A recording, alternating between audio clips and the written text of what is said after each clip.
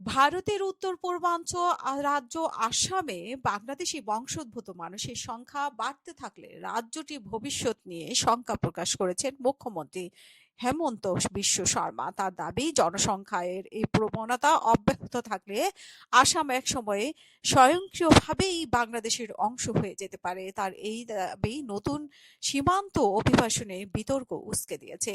এনডিটিভির প্রতিবেদন অনুযায়ী মঙ্গলবার 23শে ডিসেম্বর একটি সরকারি অনুষ্ঠানের পর সাংবাদিকদের সঙ্গে আলাপকালে মুখ্যমন্ত্রী বলেন যে আসামে বাংলাদেশি বংশোদ্ভূত মানুষের সংখ্যা যদি আরও 10% বৃদ্ধি পায় তাহলে পরিস্থিতি এমন জায়গায় পৌঁছাতে পারে যাকে তিনি স্বয়ংক্রিয়ভাবে বাংলাদেশের অংশ হয়ে যাওয়ার সঙ্গে তুলনা করেন।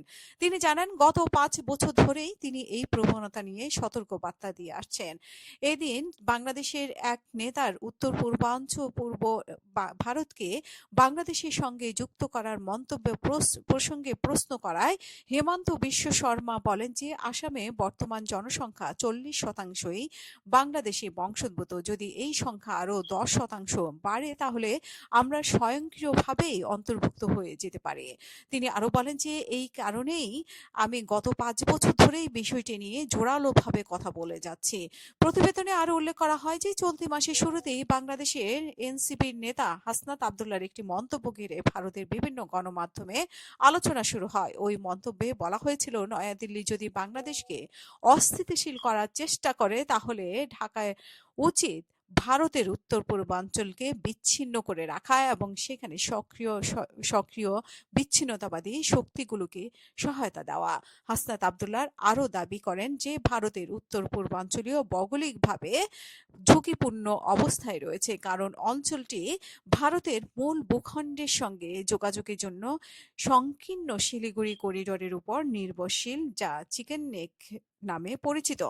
এই বক্তব্যগুলো করা প্রতিক্রিয়া জানিয়ে মুখ্যমন্ত্রী হেমন্ত বিশ্ব শর্মা বলেন, ভারতের মূল ভূখণ্ড থেকে উত্তর-পূর্বাঞ্চলীয় রাজ্যগুলোকে বিচ্ছিন্ন করার মতো হুমকি ভারত মেনে নেবে না। তার মতে এই ধরনের বক্তব্য অব্যাহত থাকলে দিল্লি নীরব থাকবে না। তিনি আরো বলেন, বাংলাদেশ থেকে বারবার বলা হচ্ছে যে উত্তর-পূর্বাঞ্চলকে আলাদা করে বাংলাদেশের সঙ্গে যুক্ত করা উচিত। এমন ধারণা সম্পূর্ণ ভুল ও অবাস্তব। ভারত একটি বড় দেশ, পারমাণবিক শক্তিধর রাষ্ট্র এবং বিশ্বের চতুর্থ বৃহত্তম অর্থনীতি। এই বাস্তবতা স্মরণ করিয়ে দিয়ে তিনি মন্তব্য করেন যে বাংলাদেশের মানুষের মধ্যে ভুল ধারণা তৈরি হয়েছে। তার ভাষায়, ভারতের বিরুদ্ধে এমন মনোভাব বা আচরণ হলে দেশটি নিশ্চুপ থাকবে না। মুখ্যমন্ত্রী এইসব বক্তব্য ঘিরে আসাম সহ পুরো উত্তর-পূর্বাঞ্চলীয় অভিবাসন, জনসংখ্যা পরিবর্তন এবং আঞ্চলিক নিরাপত্তা ইস্যু আবারও আলোচনার কেন্দ্রে উঠে এসেছে।